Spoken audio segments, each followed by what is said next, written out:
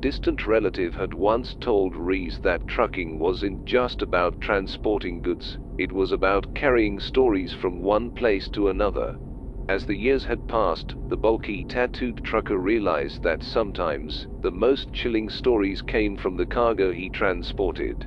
One sultry evening, as Rees was preparing for a long haul, a sleek black SUV pulled up next to his rig. A sharply dressed man stepped out. The man introduced himself as Mr. Keene and explained that he had a cargo that needed urgent delivery. The money he offered was more than generous, it was suspicious. Rees hesitated. "What's the catch?" Mr. Keene smiled thinly, handing him a sealed container's papers. "You must not open this container under any circumstances. Deliver it, and your job is done." Taking a deep breath, Rees agreed. The container was loaded onto his truck, and soon he was on his way. Night fell, and as Rees navigated through winding, desolate roads, he noticed an unsettling silence. The usual sounds of nature, the crickets and distant hoot of an owl, were eerily absent. And then, the noises started. At first, it was a faint scratching, so soft that Rees thought he'd imagined it. But as the miles added up, the sounds grew louder and more distinct. Thumps, whispers, and what sounded like muffled cries. Fighting back his rising panic, Rees tried to focus on the road. The container was sealed, after all. Yet, the feeling of being watched grew unbearable. His rear-view mirror seemed to flicker with shadows that shouldn't be there. He pulled over at a rest area, the only illumination coming from his truck's headlights. Gripped by a mix of curiosity and dread, he approached the container. Every instinct screamed at him not to break his promise to Mr. Keene, but he needed to know. Using a crowbar, he broke the seal and swung the container doors open. It was empty, completely void of any cargo. Confusion swamped Rees. Was this some kind of joke? But as he was about to turn away, he felt a sudden drop in temperature. The cab of his truck was now emanating the soft whispers and cries he'd heard earlier. His heart racing, Rees slowly approached his truck's cab. The noises became louder, more distinct. It wasn't just one voice, it was a cacophony of voices, all crying out in different emotions. Pain, fear, joy, and sorrow. Summoning all his courage, he opened the truck's door. The cab was empty, but a small old-looking radio that wasn't his sat on the passenger seat. It crackled and hissed, cycling through frequencies on its own. As it shifted, different voices came through. A woman crying, a man laughing hysterically, children singing a lullaby, an old man recounting tales of wars gone by. Dropping the radio in horror, it hit the ground but didn't break. Instead, it continued cycling through voices. Rees, filled with terror, decided to abandon the container and his truck, setting off on foot through the darkness. By dawn, exhausted and disoriented, Rees stumbled upon a small diner.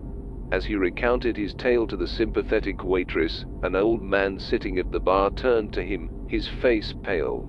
The man revealed that decades ago, there had been reports of a mysterious container traveling across the country. Every trucker who transported it had heard the voices, and most, like Rees, had abandoned their vehicles, never to return. The container, it seemed, held the trapped souls of those who'd encountered it. The old radio was their only means of communication, a desperate attempt to reach out to the living. Rees, though shaken, decided to put an end to the torment. With the old man and a few locals, they located his truck, still sitting in the rest area. Using holy water and prayers, they performed an impromptu exorcism, freeing the trapped souls and silencing the radio forever. Grateful but traumatized, Rees gave up trucking. He settled in the town and, over the years, became its protector. He'd ensure that no unsuspecting trucker would ever pick up a mysterious container from a sharply dressed man ever again. Yet, on some nights, when the wind howled and the moon hid behind dark clouds, residents claimed they could still hear faint whispers in the breeze, a haunting reminder of the phantom freight that once roamed their roads. Lenny had been trucking for well over a decade. The open roads, the solitude, it was a lifestyle, not just a job. His trusty CB radio was his tether to the outside world, the bridge to fellow truckers, and the occasional chatter that kept him company during the wee hours. One chilly autumn evening, as he maneuvered his rig through a particularly desolate stretch of highway surrounded by dense forests, Lenny reached out for his CB radio, hoping to catch some conversations. He was met with static until a faint voice broke through. Big red truck, headed north on the 219, near mile marker 44, it said. Lenny's heart skipped a beat. That was his location. He grabbed the microphone. "Hey there, fellow traveler. You describing me?" The voice continued, eerily calm. "Lenny, isn't it? Nice tattoo on your left arm, eagle soaring across a mountain, right?" Cold sweat formed on Lenny's brow. How could this person know his name? And his tattoo? It was impossible. "Who is this?" Lenny demanded. But the voice just continued its calm narration. "Lenny's picking up a soda can now. Thirsty from the long drive. How's that cola taste, Lenny?" Panicking, Lenny scanned the dark road and surrounding woods with his headlights. There were no other vehicles, no signs of anyone around. He considered turning off the CB, but a morbid curiosity held him. For hours, the voice shadowed Lenny's every move. "Lenny's getting tired. Eyes drooping a bit. Maybe a stop at the next rest area. Oh, he's adjusting his rear-view mirror now, checking for any followers." Lenny's mind raced. Was this some advanced technology? A drone, perhaps? But why him? Who would go to such lengths just to torment a lone trucker? Determined to rid himself of this eerie stalker, Lenny hatched a plan. He turned into a lesser-known dirt path he remembered from his earlier routes, a path that wound through the woods and opened up several miles away. If someone was tracking him, this would surely lose them. "Taking a detour, are we, Lenny?" The voice cooed. "That won't help you." Despite the warning, Lenny sped into the woods, dust billowing behind him. But the voice kept narrating, off the beaten path. Trees on either side. The moonlight barely piercing through. "But I still see you, Lenny." Hours seemed to pass, the road became rougher, and the dense canopy overhead made it almost pitch black. Finally, the path cleared, opening up to an old, decrepit cabin, its windows shattered and door ajar. Lenny, desperate to confront this tormentor, decided to search the cabin. He stepped out, the voice continuing its narration. "Lenny's investigating the cabin now." Curiosity got the better of him.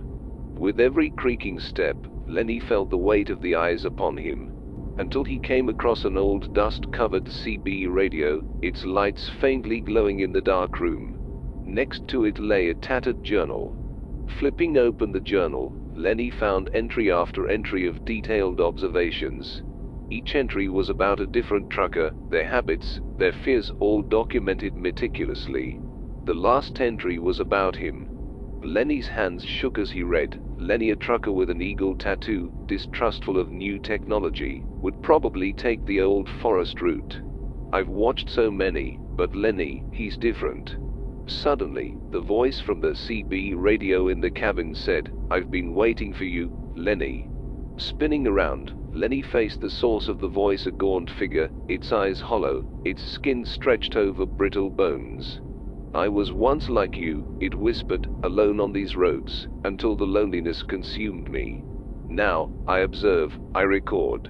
And I was hoping, Lenny, you'd join me." Lenny, frozen in fear, watched as the figure stepped closer, its touch icy as it reached for him. Days turned into weeks. A new voice could be heard on the CB radio, describing truckers as they passed the desolate stretch near the old cabin. Among them, a voice, eerily calm, narrating every move of the truckers, hoping one of them would be curious enough to join him in his eternal observation. The legend of the phantom CB grew, a cautionary tale among the truckers. But for Lenny, the open roads he once loved had become his eternal prison, as he searched for another to share his fate.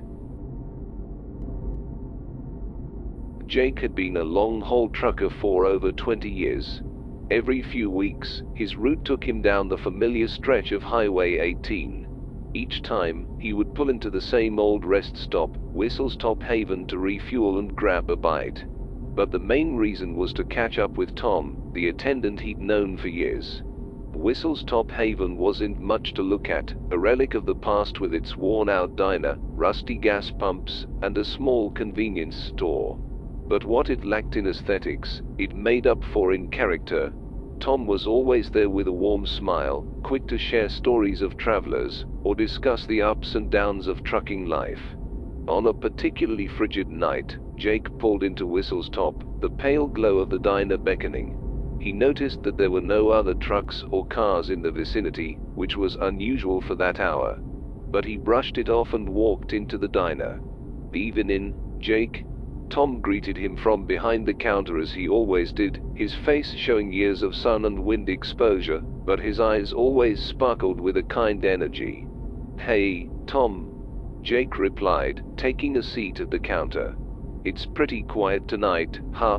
Tom just shrugged, pouring Jake a hot cup of coffee. "You know how it is, ebbs and flows." The two chatted for a while, discussing weather patterns, truck malfunctions, and the like. After an hour or so, Jake bid Tom farewell and headed back to his rig, promising to return in a few weeks. The next time Jake drove down Highway 18, a thick fog had settled, reducing visibility to a few meters. When Jake neared the rest stop, another trucker's voice crackled on the CB radio, warning him to steer clear of Whistles Top Haven. Jake, puzzled, responded, "Why's that?" There was a pause. "It's haunted, friend. Everyone knows that. Been abandoned for years after some tragedy. You don't want to be stopping there." Jake laughed it off. "You're pulling my leg. I've been stopping there for years.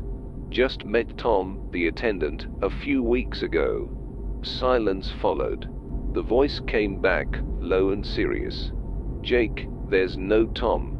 That place has been empty for over a decade." A chill ran down Jake's spine, but he was determined to see for himself. He pulled into Whistles Top and, sure enough, Tom was there, waving him in. "Hey, Jake.